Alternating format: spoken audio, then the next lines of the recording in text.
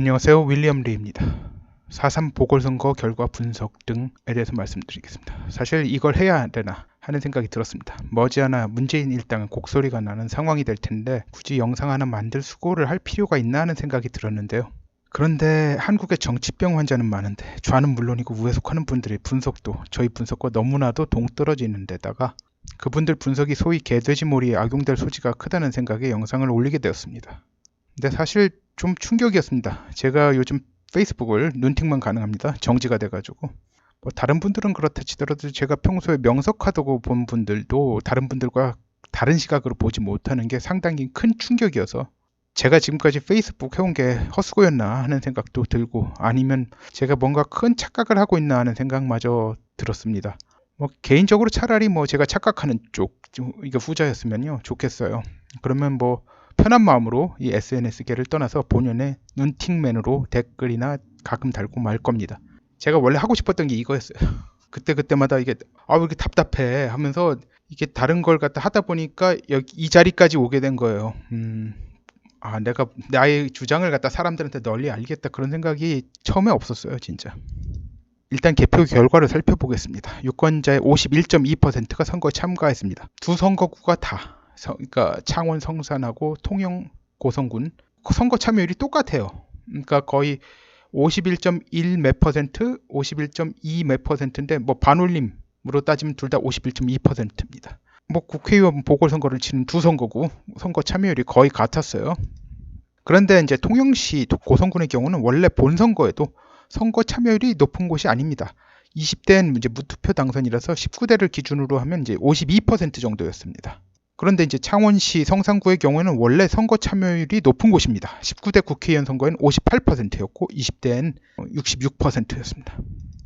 그리고 19대엔 당시 여당이던 새누리당 후보, 이번에 또 출마했죠. 강기훈 씨가 당선됐고 20대에는 당시 야당이던 정의당 후보가 당선됐습니다. 이 당선된 정의당 후보가 노회찬이었습니다.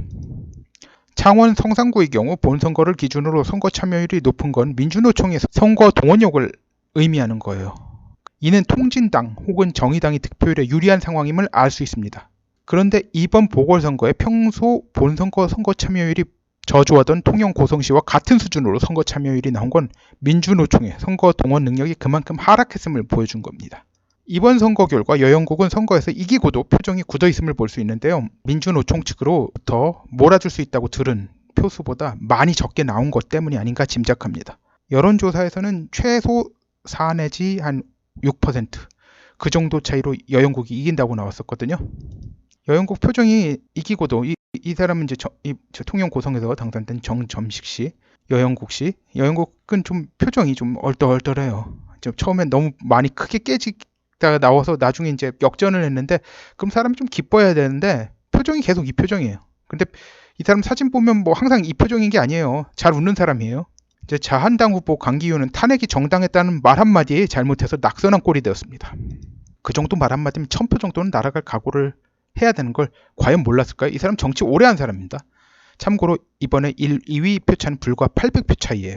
보궐선거일은 공휴일이 아닙니다. 그러므로 선거장에 가려면 나름 정성이 있어야 하는 거예요. 이런 말 들으면 그런 정성 내렸다고 김새기가 쉬운 법인데 말이죠. 그 쓸데없는 말을 한 이유는 제가 전에 말씀드린 대로죠. 선거 이기는 것보다 박근혜 지우는 게 먼저였던 겁니다. 참 이상해요. 그런데 이제 조선일보는 반문연대 타령을 하는데 참으로 가소로워요. 이번 선거에서 자한당, 바미당, 애국당 득표율 다 합한 것에서 정의당, 민중당 득표율을 빼면 0.13%라고 하면서 말이죠.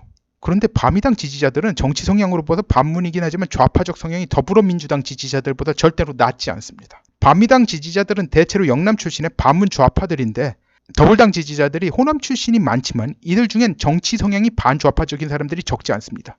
빨갱이는 싫지만 호남 사람들이 주도권을 쥐는 게 더 중요하다는 생각을 가진 사람들이죠. 이런 사람들 호남 사람들 중에서 적지 않아요. 바미당 지지자들은 더불당과 섞이지 않지만 동시에 자한당과도 섞일 수 없는 사람들입니다. 조선일보 측이 이런 단순 덧셈 뺄셈으로 정치가 된다는 생각은 정말 어이없고 가소로운 일이 아닐 수 없죠. 하긴 생각이 그 정도 수준이니 박근혜 대통령 끌어내리기에 열을 올렸을 겁니다. 그리고 이번에 애국당은 어느 정도 전진을 보였지만 결국 한계를 보였다고 할 수 있습니다. 조원진의 중국 간첩 의혹은 상당히 큰 문제예요.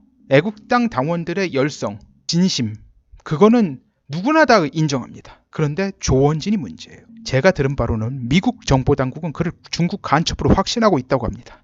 이를 확신하게 된 증거를 채집한 과정까지 어느 정도 들었어요. 그런데 자세히 말씀을 안 해주시더라고요. 그쪽에서 말을 흐리셨습니다. 그래서 그 말을 갖다 여기에 옮기지 않는 게 좋을 것 같습니다. 보통 이제 이 정보 첩보 세계에서 모든 걸 갖다 뭐 합법적으로 취득하겠습니까? 그런 거죠. 저는 변희재가 구치소에 들어간 게 이에 대한 증거를 폭로할 위험이 발생해서 중국 측에서 조처를 취했던 것으로 보고 있습니다. 제가 이렇게 보는 것도 있지만 그쪽에서 그런 암시를 주었어요. 근데 자세히 얘기를 하질 않는 거예요. 저한테 정보를 주는 분이 그런 말씀을 하셨습니다. 대신 이제 자세히 이야기를 하질 않으셨어요. 저도 그냥 그걸 알아듣는 선에서 갈 수밖에 없었습니다. 그러니까 변희재가 투옥된 것에는 타블렛 건보다는 이 조원진 중국 간첩 문제, 이걸 갖다 폭로할 위험 때문에 이게 더 크게 작용해서 이제 구치소로 간 걸로 알고 있습니다. 조원진의 임무는 이제 애국당원들의 좋은 의도가 성과를 내지 못하게 헛수고를 시키는 것에 있다고 하겠습니다. 이제 중국 특무는 탄핵 후에 친박 연대와 같은 정치 세력이 발생할 걸 예상하고 조원진을 앞세워 이를 선점하고 이에 모인 사람들 에너지를 낭비시키는 계획을 수립한 것으로 보입니다. 안타깝게도 지금까지 그 계획은 완벽한 성공을 거두고 있습니다. 결국 애국당이 자한당을 대체하는 세력으로 성장하는 것이 완벽히 저지되고 있죠. 이런 한심한 상황에 대해 분석하는 게 참으로 싫습니다. 그렇지 않아도 귀차니즘이 강한 제가 이런 일을 하는 게 즐거울 리가 없습니다. 이야기가 여기서 더 길어지면 한이 없어서 이 모든 상황의 결론을 이제 말씀드리자면 조선일보 등의 반문연대에서 결성 촉구는 개돼지 몰이 수작이라고 확신합니다. 쓸데없는 말 한마디만 안 했어도 이길 수 있던 선거를 날린 거 가지고 반문연대 운운은 정말 가소롭기 짝이 없습니다. 반문연대보다 훨씬 중요한 건 4월 11일 문재인이 트럼프로부터 수소폭탄급의 멘붕을 선물 받고 돌아온 뒤에 탄핵 주도 세력이 문재인 정권의 존립을 약속하며 딜을 치는 걸 막는 겁니다. 아니면 딜을 치더라도 소용없게 만드는 거고요. 제 영상을 보신 분 중 하나가 제가 쓴 그 글 등을 모아서 미국 정보당국에 보내면 좋을 것 같다는 의견을 주신 분이 있었는데요. 유튜브는 몰라도 페이스북에 올린 건 이미 모니터가 되어 미국 정보당국 상부에 보고될 건 이미 다 보고된 걸로 알고 있습니다. 이에 대해 이야기를 하면 정말 길어지는데 귀차니즘도 있고요. 네, 하여튼간 4월 11일 이후엔 한국 정치가 엄청난 충격파에 요동을 치게 되면 굳이 뭐 이런 분석이 굳이 필요한가 생각이 들었습니다. 그런데도 이제 하다 보니까 해야 되겠더라고요. 간략하게나마 하고 가야겠다 해서 말씀드린 겁니다. 그러다 보니까 이제 너무 간결해진 면이 없지 않아 있어요. 근데 이거 설명하자면요. 굉장히 길어집니다. 이게 이게 숫자적인 분석을 갖다 다 해야 되는데 그거 하려면요. 이거 상당한 정성을 기울여야 되는데 제가 그럴 여유가 없습니다. 그래서 이 정도밖에 못하는 거 양해 바랍니다. 이해하실 분들만 이해하셨을 거라고 보고요. 만약에 뭐 이해가 안 되셨으면 뭐 영상을 다시 보시면서 각자 생각해 보시길 바랍니다.